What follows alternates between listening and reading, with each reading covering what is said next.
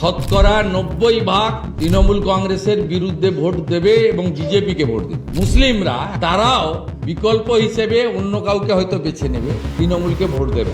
প্রায় ২৫০০ কোম্পানি কেন্দ্রীয় বাহিনী মোতায়েন করা হবে 2026-এর যে বিধানসভা নির্বাচন রয়েছে সেই নির্বাচনের প্রাক্কালে। 1502টি যে অতি স্পর্শকাতর বুথের সংখ্যা এই মুহূর্তে নির্বাচন কমিশনের কাছে এসে পৌঁছেছে। 2026-এর বিধানসভা নির্বাচনের প্রাক্কালে দেখা যাচ্ছে সেই সংখ্যাটা বেড়ে হয়ে গেছে 100%।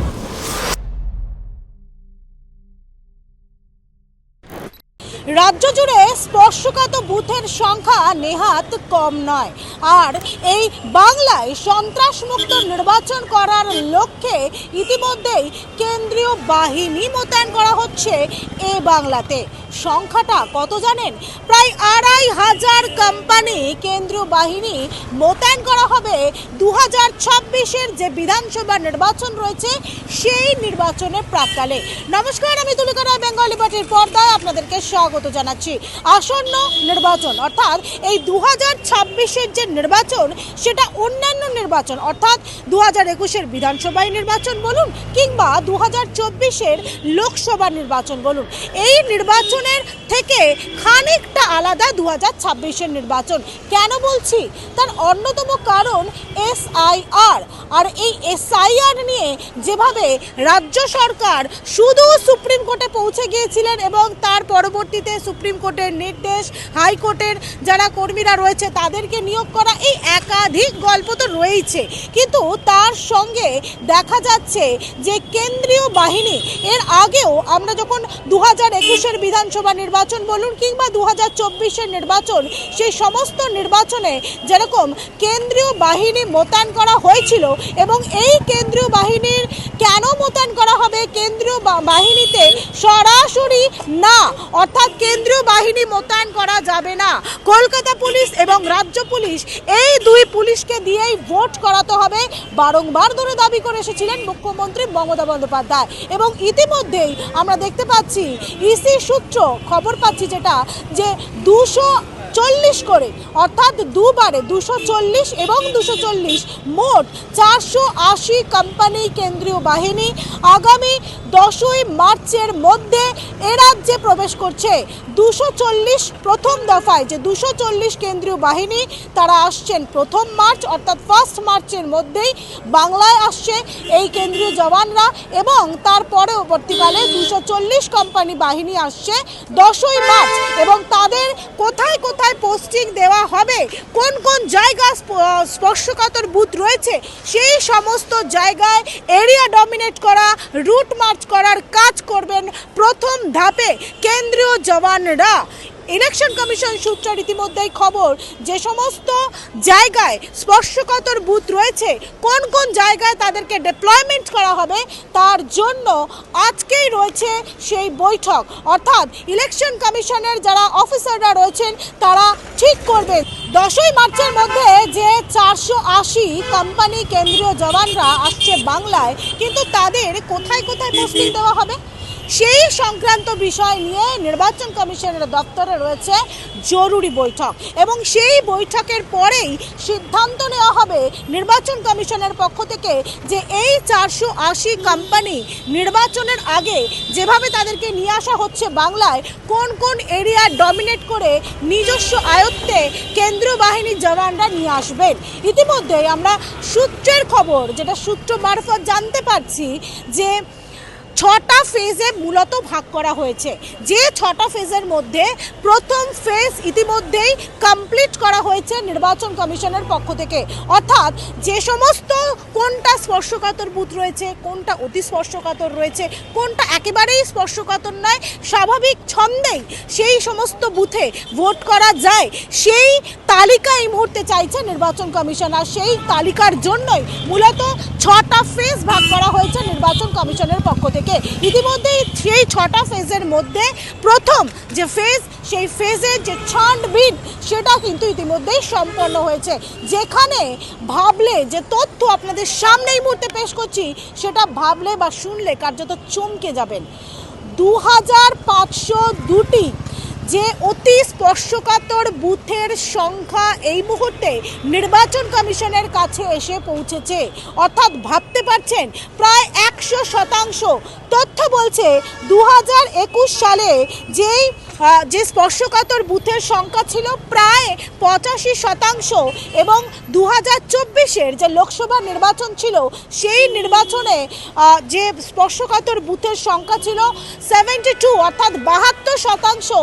এবং এবার অর্থাৎ 2026-এর বিধানসভা নির্বাচনের প্রাক্কালে দেখা যাচ্ছে সেই সংখ্যাটা বেড়ে হয়ে গেছে 100%, অর্থাৎ 100%। এ রাজ্যের সমস্ত যে বুথ রয়েছে অধিকাংশ বুথই হচ্ছে স্পর্শকাতর, কোনোটা অতি স্পর্শকাতর। শুধুমাত্র এখনো পর্যন্ত একটি মাত্র ফেজের যে ছানবিন করা হয়েছে নির্বাচন কমিশনের পক্ষ থেকে সেখানেই স্পর্শকাতর বুথের সংখ্যা পাওয়া যাচ্ছে 2502টি। আর এখানেই প্রশ্নচিহ্ন উঠছে, তার কারণ কেন্দ্রীয় যে জওয়ানরা রয়েছে এই মাত্র 480 কোম্পানি কেন্দ্রীয় জওয়ান দিয়ে কোনো রকমভাবেই সন্ত্রাস মুক্ত নির্বাচন করা সম্ভবপর নয়। আর সে কারণেই নির্বাচন কমিশনের পক্ষ থেকে আরও কেন্দ্রীয় বাহিনী নিয়ে আসা হচ্ছে বাংলায়। আর সেই সংখ্যাটা কত জানেন? 2500 যে কোম্পানি কেন্দ্রীয় বাহিনী নিয়ে আসা হচ্ছে, অর্থাৎ সেই সংখ্যাটা প্রায় 2 থেকে আড়াই লক্ষ যে কেন্দ্রীয় জওয়ানরা রয়েছেন তাদের তত্ত্বাবধানে তাদের নিরাপত্তা মধ্যেই হবে বাংলার নির্বাচন। এ প্রসঙ্গে শুভেন্দু অধিকারী বিরোধী দলনেতা কি বলেছেন প্রথমে শুনে নিন। ভোট দিতে দিলে পুলিশ, সরকারি কর্মচারী, বেকার যুবক যুবতী 90% তৃণমূল কংগ্রেসের বিরুদ্ধে ভোট দেবে এবং বিজেপিকে ভোট দেবে। আর 10% যে ভোট করবে যারা মূলত মুসলিমরা, একটা অংশ যারা বিজেপিকে মনে করে হিন্দুদের পার্টি, যদিও কেন্দ্রের সরকার বা বিজেপি সবাইকে নিয়ে চলার পক্ষপাতী রাষ্ট্রবাদের পক্ষে, তারাও বিকল্প হিসেবে অন্য কাউকে হয়তো বেছে নেবে, তৃণমূলকে ভোট দেবে না। তাই তৃণমূল এসব করার চেষ্টা করবে। 21-24-এ যা করেছে এবারে করতে বিজেপি দেবে না।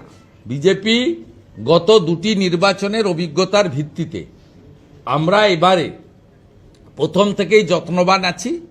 আমাদের যা যা করণীয় আমরা সেই কাজ করব এবং যথাসময়ে ইলেকশন কমিশন সিদ্ধান্ত ঘোষণা করলে আমরা আমাদের মতামত, আমাদের দাবি, আমাদের পরামর্শ আমরা সঠিকভাবে দেব এবং সামনেও জনগণের সামনে আনব। এরিয়া ডমিনেট বা রুট মার্চ ঠিক কি? যে সমস্ত এরিয়া খুব স্পর্শকাতর বা অতি স্পর্শকাতর এলাকা রয়েছে সেই সমস্ত এরিয়াতে যারা কেন্দ্রীয় জওয়ানরা রয়েছে তারা টহলদারি দেবেন এবং এই টহলদারির মাধ্যমে তারা নজর রাখবেন এবং তার মাধ্যমে এরিয়াকে তারা ডমিনেট করবেন, তারা নিজস্ব আয়ত্তে নিয়ে আসবেন। কিন্তু এখানেও প্রশ্ন রয়েছে, কেন জানেন? পুলিশ, অর্থাৎ যেহেতু বাইরে থেকে যারা কেন্দ্রীয় জওয়ানরা এ রাজ্যে প্রবেশ করছে এবং এ রাজ্যের নারী নক্ষত্র অনেক কেন্দ্রীয় জওয়ানই জানেন না, আর সেই কেন্দ্রীয় জওয়ানদের না জানারই সুযোগ নেবে এবার কলকাতা পুলিশ এবং রাজ্য পুলিশ।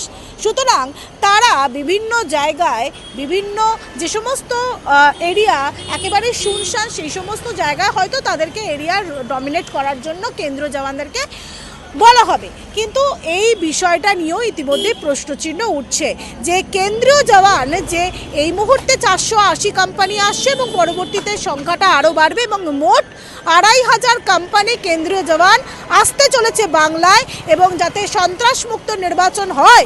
কিন্তু যদি পুলিশ নিরপেক্ষ না থাকে তাহলে কিন্তু সেই সন্ত্রাসমুক্ত যে নির্বাচন কতটা হওয়া সম্ভবপর রয়েছে সেটা কিন্তু প্রশ্নচিহ্নের মধ্যে উঠছে।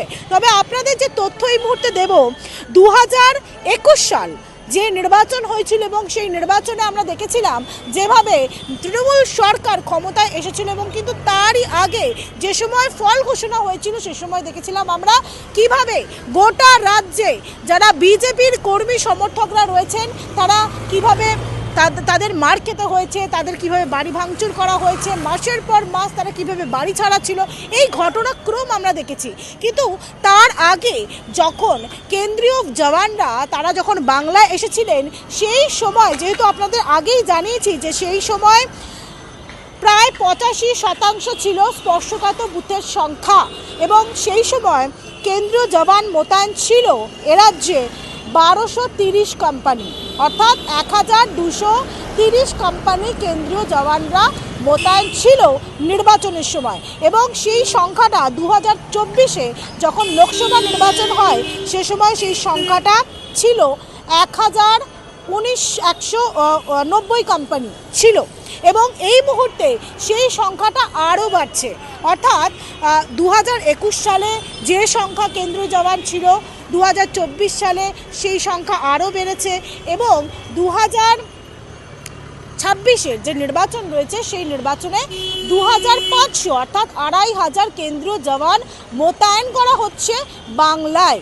সুতরাং এখন এটা দেখার বিষয়, তার কারণ হচ্ছে এখনো পর্যন্ত শুধুমাত্র একটি মাত্র যে ফেজ, সেই ফেজে যেরকমভাবে এত সংখ্যক যে বুথের মধ্যে যে স্পর্শকাতর অতি স্পর্শকাতর বুথের সংখ্যা পেয়েছে নির্বাচন কমিশন, সেখানে প্রশ্ন উঠছে যে এখনো পর্যন্ত আরও 5টা ফেজ বাকি রয়েছে।